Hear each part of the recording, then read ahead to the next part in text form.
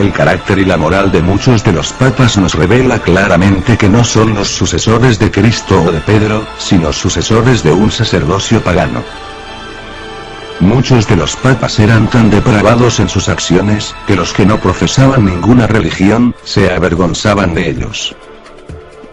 Pecados tales como el adulterio, la sodomía, violación, asesinato y borracheras, han sido cometidos por muchos papas a través de la historia.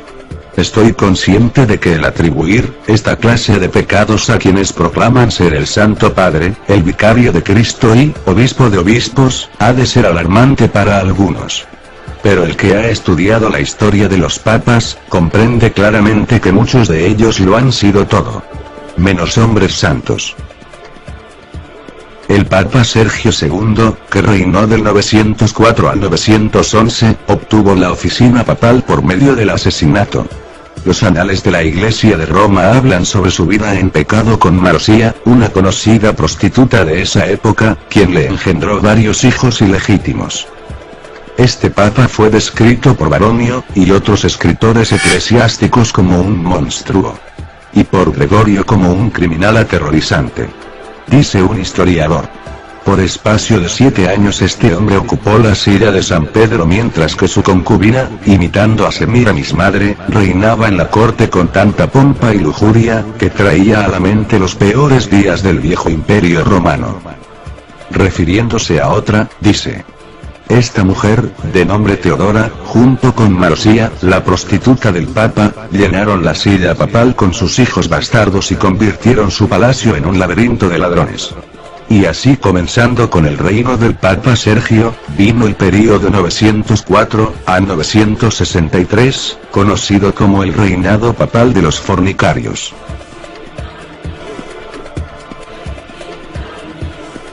Teodora hizo papa a Juan X. Este había sido enviado a Rávena, como arzobispo. Pero para satisfacer sus deseos carnales, lo hizo volver a Roma y lo hizo nombrar papa. Su reinado tuvo un fin súbito cuando Marosía lo asesinó. Marosía quería deshacerse de Juan X para, de esta manera, poder llevar a León IV al oficio papal. Su reinado fue muy breve. Pues este también fue asesinado por Marosía cuando ésta se enteró de que León IV había tenido relaciones con una mujer más descarada que ella. Poco después llevó a su propio hijo ilegítimo que había tenido con Sergio III, al trono papal. El muchacho era todavía un adolescente. Tomó el nombre de Juan XI. Pero durante un altercado con los enemigos de su madre fue azotado y puesto en prisión en donde lo envenenaron y murió. En el año 955 el nieto de la prostituta, después de varios encuentros sangrientos, pudo tomar posesión del trono pontificio bajo el nombre de Juan X. Este llegó a ser tan corrupto que los cardenales se vieron obligados a hacer cargos contra él. Este rehusó a presentarse para contestar a las acusaciones y en vez de esto, los amenazó con excomulgarlos a todos. Aún así le hallaron culpable de varios crímenes y pecados incluyendo los siguientes. Hizo prender fuego a varios edificios. Bebió un brindis dedicado al demonio. Jugó a los dados e invocó la ayuda de los demonios. Obtuvo dinero por medios ilícitos. Fue encontrado culpable de inmoralidad. Tan viles fueron sus acciones, que incluso el notable obispo católico romano de Cremorne, Louis Pran, dijo de él. Ninguna mujer honesta se atrevía a salir en público, porque el Papa Juan no tenía respeto a mujeres solteras, casadas o viudas. Puesto que él faltaba al respeto aún a las tumbas de los santos apóstoles, Pedro y Pablo. Levantó la ira del pueblo al convertir el Palacio Laterano en una casa de prostitución pública y fue descrito por el Liber Pontificalis con las siguientes palabras. Pasó toda su vida en adulterio. Finalmente, su vida terminó mientras cometía adulterio ya que el furioso esposo de la mujer lo mató.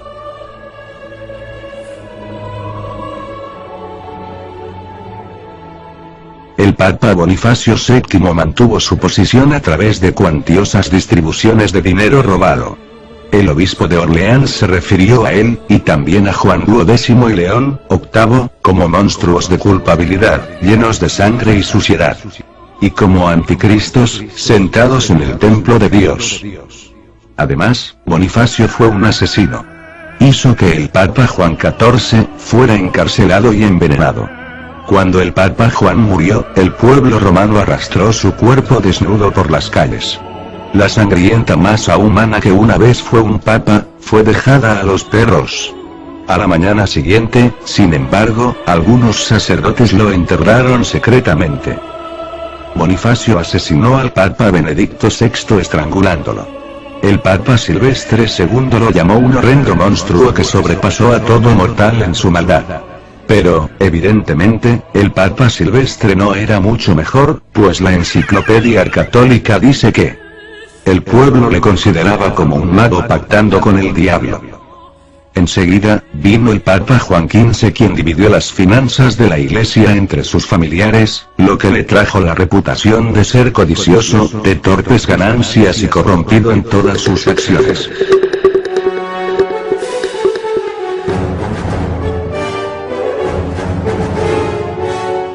Benedicto VIII compró el oficio de papa por medio de chantaje. El siguiente papa, Juan XIX, también compró el papado y pasó por toda la escala de títulos eclesiásticos reconocidos, en un solo día. Después de esto Benedicto IX fue elegido papa, siendo apenas un niño de 12 años, por medio de arreglos monetarios con las poderosas familias que manejaban a Roma. Este papa niño creció en la maldad y cometió homicidios y adulterios a pleno día. Hizo robar a peregrinos en las catacumbas de los mártires. Fue un horrendo criminal a quien el pueblo desterró de Roma. Finalmente, la compra y venta del cargo papal se hizo tan común y la corrupción tan pronunciada, que los gobernantes seculares tuvieron que intervenir en el nombramiento de los papas. Enrique III, emperador de Alemania, eligió a Clemente II, que era un clérigo alejado de la corte papal porque ningún sacerdote romano pudo ser hallado limpio de corrupción, de simonía y de fornicación, declaró un historiador. Muchos de los papas fueron asesinos. Pero sin duda alguna, Inocencio III sobrepasó a todos sus predecesores en homicidios. Durante su reinado, Inocencio, el cual era todo menos inocente, hizo asesinar a más de 1 millón de supuestos herejes. Él promovió la más infame y diabólica acción en la historia de la humanidad: la Inquisición. Por espacio de más de 500 años, los papas usaron la Inquisición para poder mantener el poder. Solamente Dios sabe el número real de personas que fueron asesinadas al no estar de acuerdo con las enseñanzas de la Iglesia Católica Romana. El Papa Bonifacio VIII, otro de la negra lista medieval, practicó la brujería. Llamó mentiroso e hipócrita a Cristo. Profesó ser ateo.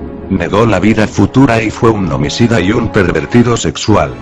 Oficialmente, dijo lo siguiente: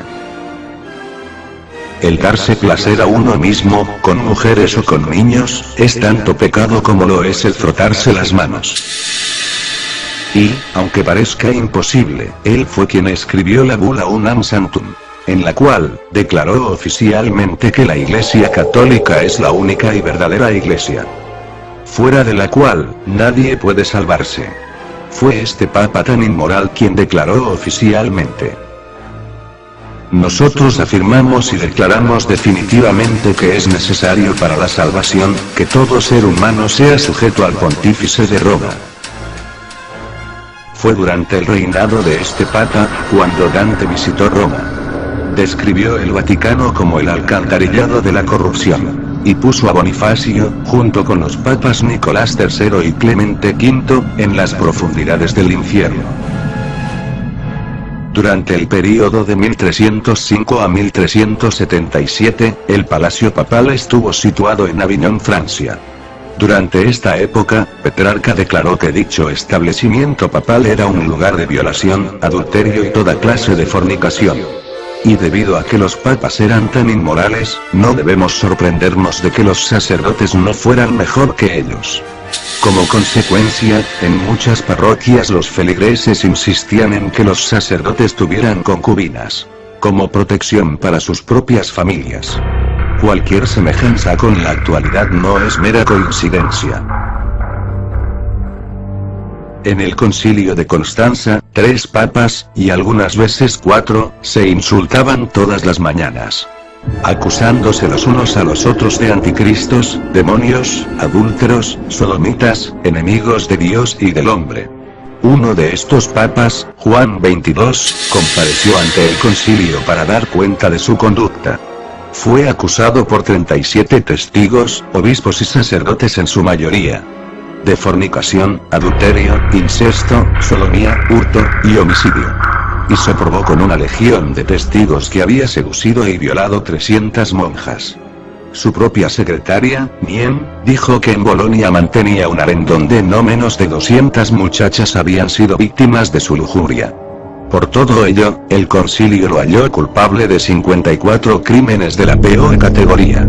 Le depuso del papado, y, para no verse condenado a lo que se merecía, el indigno papa optó por huir. El registro oficial del Vaticano ofrece, de este hombre esta información sobre su inmoral reinado. Su señoría, Papa Juan, cometió perversidad con la esposa de su hermano. Incesto con santas monjas. Tuvo relaciones sexuales con vírgenes. Adulterio con casadas y toda clase de crímenes sexuales. Entregado completamente a dormir, y a otros deseos carnales. Totalmente adverso a la vida y enseñanzas de Cristo. Fue llamado públicamente el diablo encarnado. Para aumentar su fortuna, el Papa Juan puso impuestos a todo, incluyendo la prostitución, el juego y la usura. Se le ha llamado con frecuencia, el más depravado criminal que se haya sentado en el trono papal.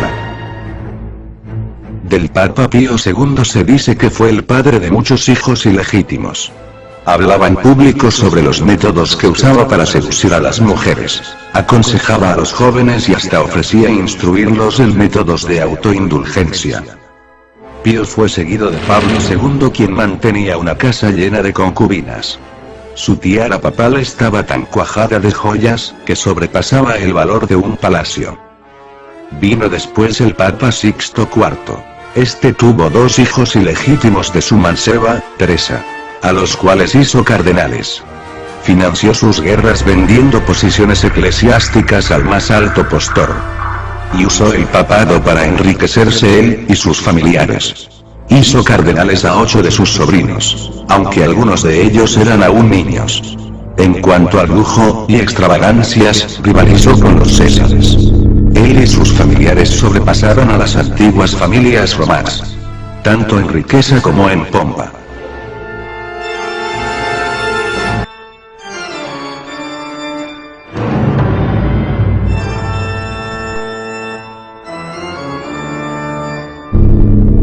El Papa Inocencio VIII tuvo 16 hijos de varias mujeres. No negó que fueran sus hijos engendrados en el Vaticano. Como muchos otros papas, multiplicó los oficios clericales y los vendió por vastas sumas de dinero. Incluso permitió corridas de toros en la plaza de San Pedro.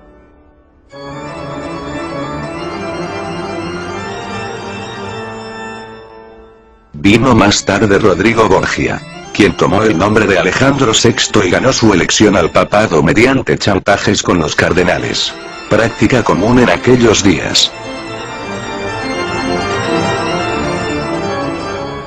Antes de ser papa, cuando aún era cardenal y arzobispo, vivió en pecado con una mujer llamada Vanosa, de Catanei. Y después con la hija de esta, quien se llamaba Rosa, con la cual tuvo 5 hijos. En el día de su coronación, nombró a su hijo, quien era un joven de temperamento y hábitos viles, como arzobispo de Valencia.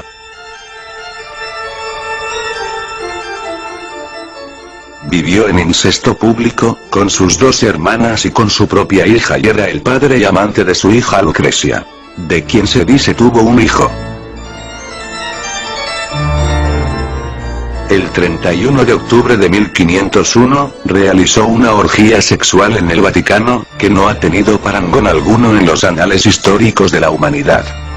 En cuanto al Papa Pablo III, incluso la revista de signo católico, Life, dijo que siendo cardenal había tenido 4 hijos y en el día de su coronación celebró el bautismo de sus 2 bisnietos.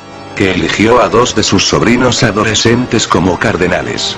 Realizó festivales con cantantes, bailarinas, bufones, y buscó ayuda de astrólogos.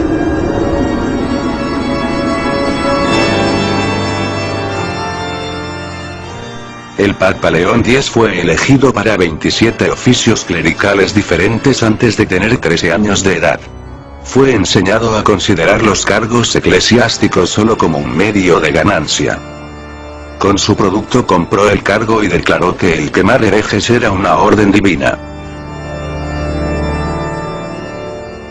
Fue durante esos días que Martín Lutero, siendo aún sacerdote de la Iglesia romana, viajó a Roma. Al ver por primera vez la ciudad de las 7 colinas, cayó al suelo diciendo: Santa Roma, te saludo.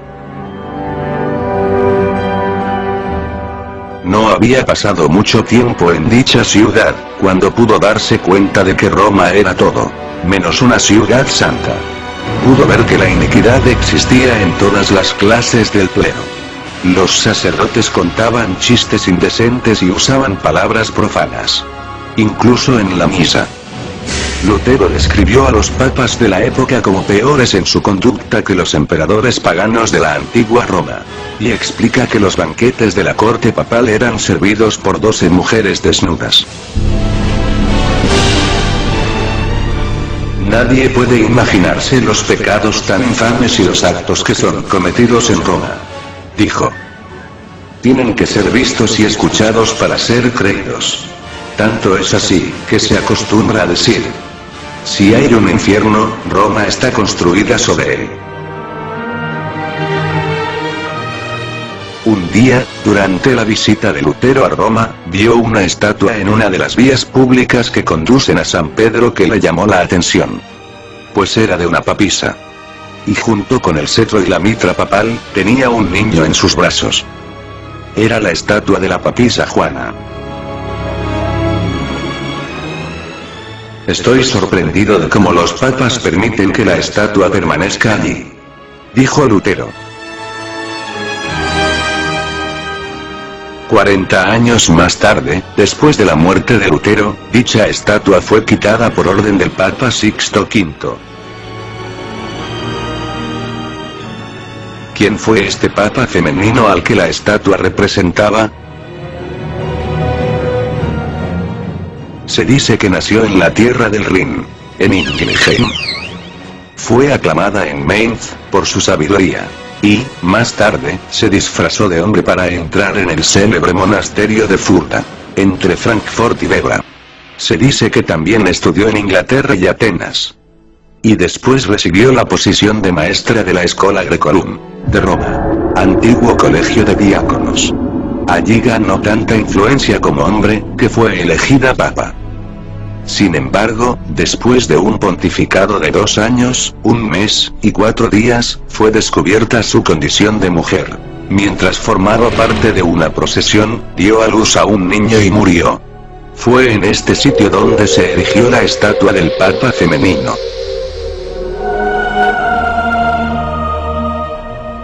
En tiempos recientes, la historia de la papisa Juana ha sido discutida. Por razones obvias, Roma ha tratado de ocultarlo.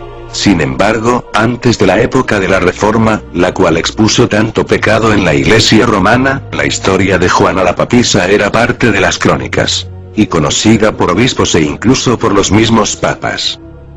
El Papa Anastasio, por ejemplo, la menciona en su escrito, Historia de los Pontífices Romanos. De hecho, todos los libros de historia de antes de la Reforma mencionan a la papisa Juana. O en texto, o en el margen. Se discute que hasta el siglo XV, los papas tenían que pasar por un examen físico para que el caso de la papisa, el papa femenino, no se volviera a repetir. Obviamente, la idea de un papa femenino rompe la doctrina católica de la sucesión apostólica. Y, por lo tanto, es natural que la Iglesia romana trate de ocultar esta historia.